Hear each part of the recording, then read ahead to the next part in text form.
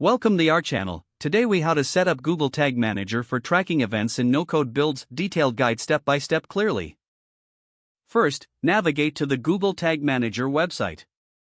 Click on the Sign Up for Free button if you don't have an account. If you already have an account, simply log in. Once logged in, you will need to create a new container. Select the appropriate option for your website or app. Name your container and choose where to use it, selecting either web or Android/iOS. Click on Create to confirm your container setup.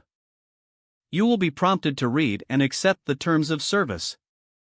After accepting, you will see your container's setup screen. Take note of the container ID provided, you'll need this later. Follow the instructions to install the Google Tag Manager code snippet on your website.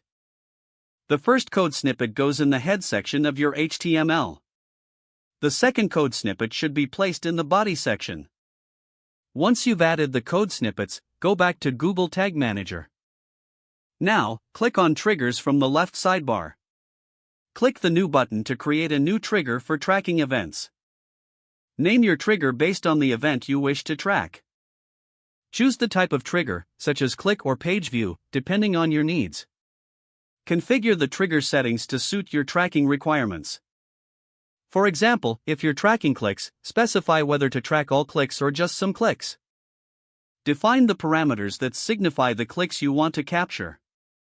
Next, click on Tags in the left sidebar to set up your event tracking. Click the New button to create a new tag. Name your tag to reflect the event you are tracking. Choose the tag type, such as Universal Analytics or Google Analytics 4. Follow the prompts to configure the tag settings, entering your tracking ID. In the Triggering section, select the trigger you created earlier. Double-check all configurations to ensure accuracy. Don't forget to like this video and subscribe to our channel for more step-by-step tech guides.